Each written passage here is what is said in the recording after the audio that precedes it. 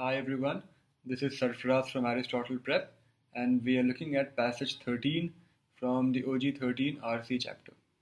This has questions 56 to 62. And before I get started with this passage, let me tell you this is one of the most difficult passages I have come across. Even though it comes in the middle of the RC chapter, it's a very tough passage.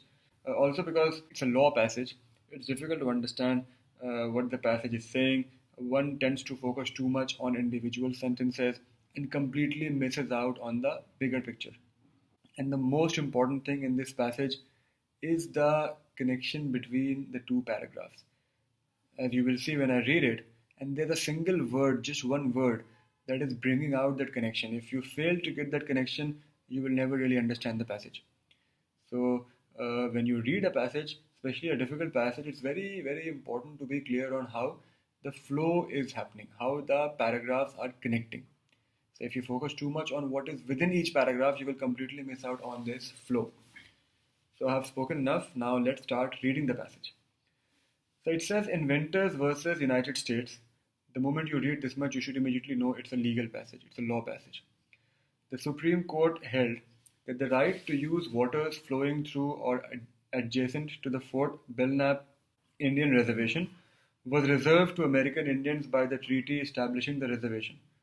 So, according to some particular case, the water being used in a particular area is restricted or reserved for a particular American Indian tribe by some treaty. Although this treaty did not mention water rights, the court ruled that the federal government, when it created the reservation, intended to deal fairly with American Indians by reserving for them the waters without which their land would have been useless. So it's important to understand that the courts are being very nice, because even though legally they are not bound to provide water to the American Indians, they are doing so because without water, the American Indians' lands would be absolutely useless. So the courts are being nice, is how I understood it. Okay. Later decisions citing Winters established that the courts can find federal rights to reserve water for particular purposes if, and after if I see 3 points. So basically it's giving me three conditions under which water can be reserved by the courts. If the land in question lies within an enclave under exclusive federal jurisdiction. Second one, the land has been formally withdrawn from federal public lands, that is withdrawn from the stock of federal lands available for private use and set aside or reserved. And 3, the circumstances reveal the government intended to reserve water as well as land when establishing the reservation. The point is, I read these 3, I did not really understand any of them, or neither did I try to. My only thing was to make sure I did not miss out on any particular word in case there's a detailed question later. But all I've gathered is there are 3 conditions under which water can be reserved by the courts for American Indians. And if there's any question on those 3 conditions, I will go back and read these. So all I've gathered from the first paragraph is, in a particular case, the court decided to reserve water for American Indians, even though it wasn't legally bound to do so. And then it gives you 3 conditions under which water can be reserved for Native American tribes. Great. Second paragraph, first sentence, very important. Some American Indian tribes have also established water rights through the courts based on their traditional diversion and use of waters prior to the United States acquisition of sovereignty. Don't let the long sentence confuse you. The most important word in this sentence is also. Read it again. Some American Indian tribes have also established water rights through some other method. Are you getting the connection between this and the earlier paragraph now?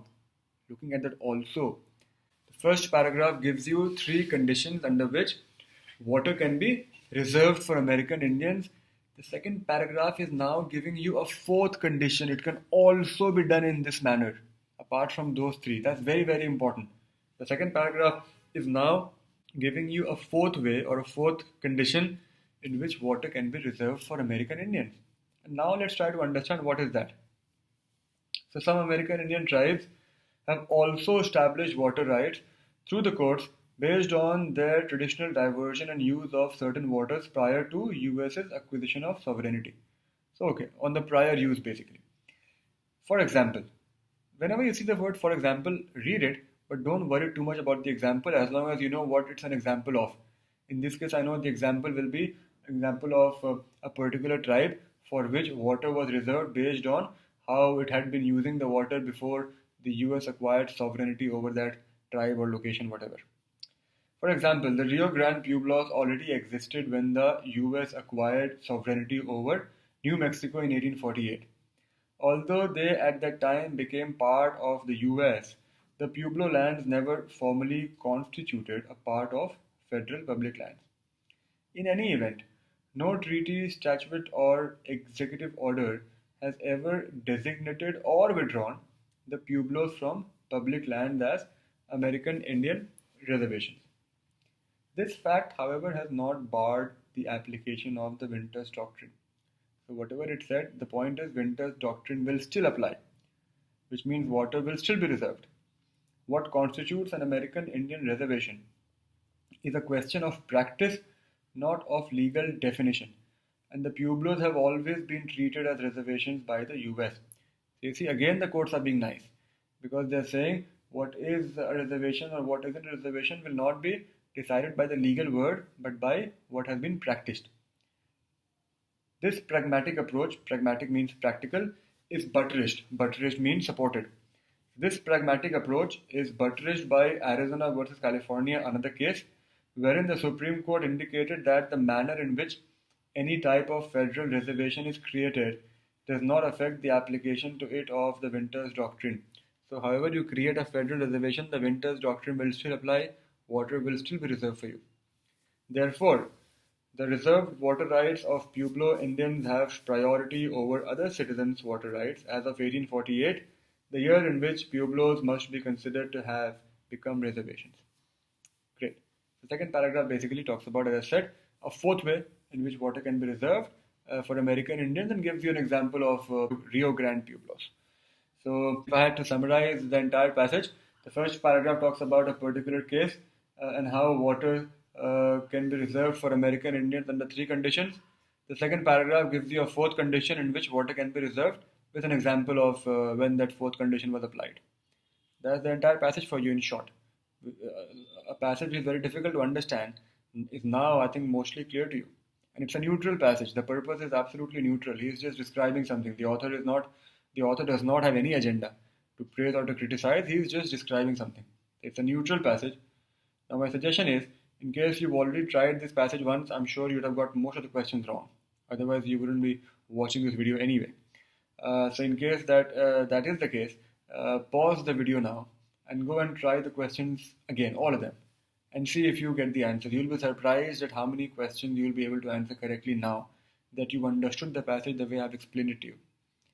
Try that and come back and watch the rest of the video.